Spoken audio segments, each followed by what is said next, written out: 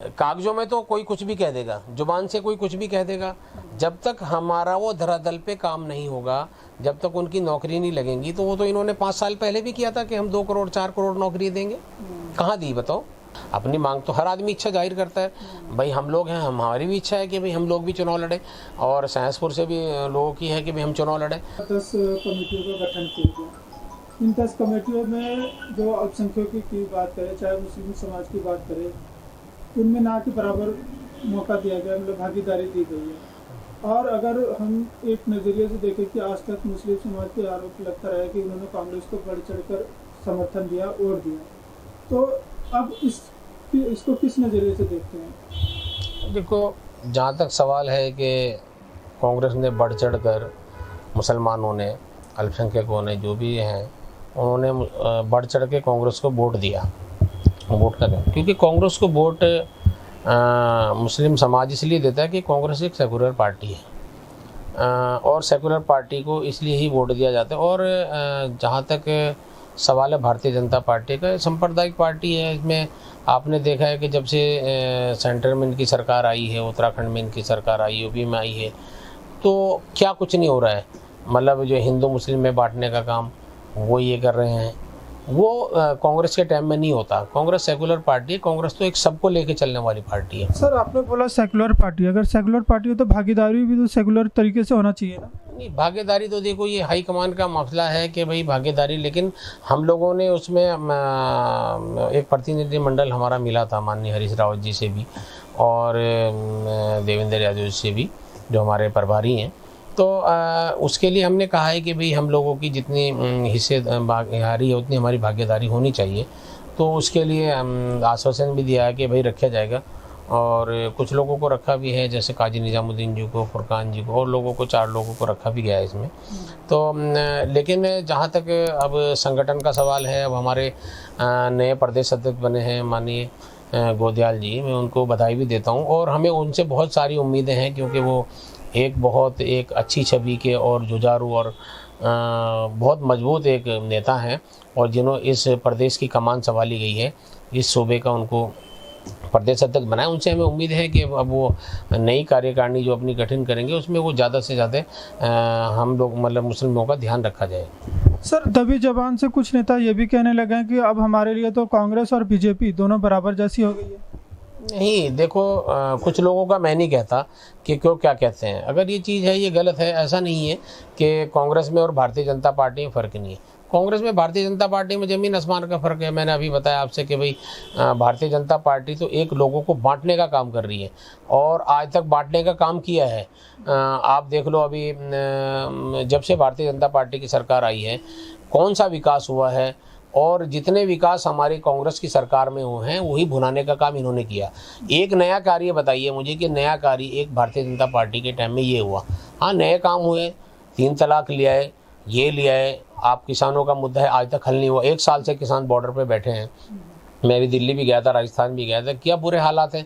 वो लोग टेंट डालकर अपना बैठे हैं, और किसान सबसे ज़्यादा इस भारतीय जनता पार्टी की सरकार में किसान मर रहा है।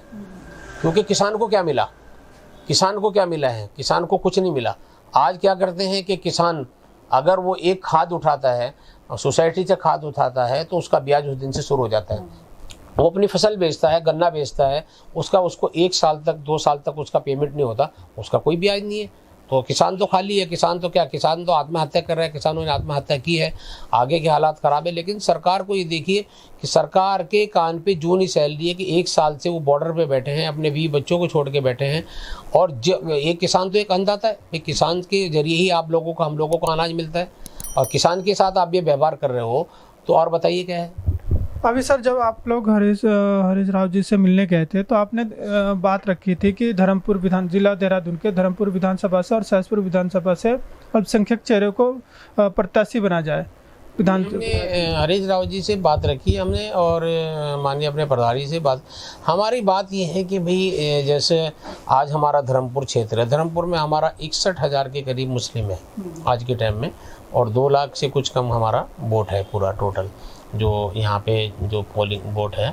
और अभी 61,000। तो भाई जब हम लोगों के इतने वोट हैं ये तो हम लोग अपनी मांग, तो हर आदमी इच्छा जाहिर करता है।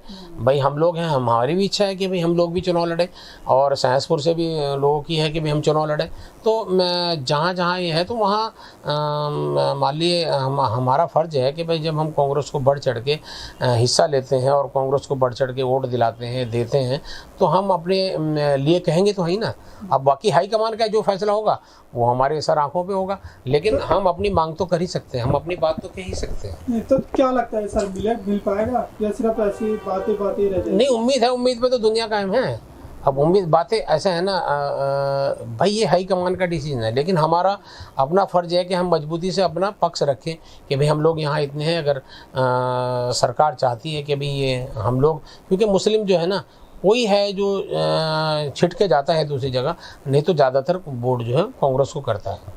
दूसरी तरफ बीजेपी के भी जो अल्पसंख्यक मोर्चा है उन्होंने भी तेजी कर दी है। अभी कुछ दिन पहले ही किसी को उन्होंने बुलाया था, मौलाना राशिदी जी को, उन्होंने खुलेआम बोला है कि जी मुसलमानों को बीजेपी से जुड़ जाना चाहिए। इस पर क्या कहते हैं? क्यों जुड़ जाना चाहिए? अगर मैं उन मौलाना साहब से पूछता हूँ कि क्यों जुड़ जाना चाहिए, ये मौलाना लोगों का क्या, इनका क्या है जो जिसने बोला है, जिसके आपने बात करी है, तो क्यों जुड़ना चाहिए? उनसे पूछा जाए कि क्या मुद्दा है, क्या हकीकत है, क्या सच्चाई है, किस बेस पे हम जुड़ें।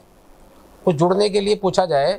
जिन मौलाना ने ये बात कही है, जिनकी आप बात कर रहे हो, अभी आपने नाम क्या बोला, मौलाना रशीद, उन्होंने कहा कि भाई बीजेपी से जुड़ जाइए। तो ये उपलब्धि बताएं कि बीजेपी से जुड़ने की उपलब्धि है कि बीजेपी ने ये किया, अल्पसंख्यकों के लिए किया, आप अल्पसंख्यकों छोड़े और लोगों के लिए क्या किया। भाई किसान तो मैं अभी फिर दोबारा दोहराऊंगा, किसान में तो हिंदू भी बैठा है, मुस्लिम भी बैठा है, सिख भी बैठा है, सब बैठा है, और यहाँ तो खाली मुस्लिम की बात है। ये खाली एक बरगलाने वाली बात है कि हमने इतने मुसलमानों को किया, इतने किया। अबे भाई जब आपके पास अल्पसंख्यक परवड़ ये सब है, वो तो देंगे आप मुस्लिम को, अल्पसंख्यक वाला अल्पसंख्यक को देंगे, है ना। उसके अलावा आप क्या कर रहे हो? आज इतने क्राइम कितना बढ़ गया है, आज भारतीय जनता पार्टी के समय में क्राइम कितना बढ़ा है, बेरोजगारी कितनी हुई है। बेरोजगारी आप भी बताइए, आज लोगों के पास खाने के लिए अनाज नहीं है, बेरोजगारी है। अभी लॉकडाउन हुआ है, अभी लोगों को क्या कुछ किया इन्होंने, क्या मदद की है ना। और कितने लोगों को रोज़गार दिया है। इन्होंने वादा किया था कि हम इतने करोड़ नौकरियाँ देंगे, उसमें बताओ कितनी नौकरी इन्होंने लगाई हैं। बल्कि और इन्होंने जो नौकरी लगे हुए लोग हैं उनको और निकाल रहे हैं, हटा रहे हैं। अभी सर अगर प्रदेश सरकार की बात करूँ तो उन्होंने अभी आते ही जो नए सीएम हैं कई सारी भर्तियों का मतलब भर्तियाँ जारी करने की आदेश दिए हैं। तो भर्तियाँ ऐसा जब हो जाएं तब आप बताना। कागजों में तो कोई कुछ भी कह देगा, जुबान से कोई कुछ भी कह देगा। जब तक हमारा वो धरातल पे काम नहीं होगा, जब तक उनकी नौकरी नहीं लगेंगी, तो वो तो इन्होंने 5 साल पहले भी किया था कि हम 2 करोड़ 4 करोड़ नौकरी देंगे। कहाँ दी बताओ? कहने को तो था, वो भी तो था ना। और वो प्रधानमंत्री इनका है, यूपी में गवर्नमेंट इनकी है, उत्तराखंड में गवर्नमेंट इनकी है। पहले तो कह रहे थे हमारा सिंगल इंजन डबल इंजन की सरकार, अब तो डबल इंजन की सरकार है। अब तो किसी से अनुमति लेने की जरूरत ही नहीं, अब तो इनको करना है। क्यों नहीं कर रहे हैं लागू? क्यों नहीं नौकरी दे रहे हैं?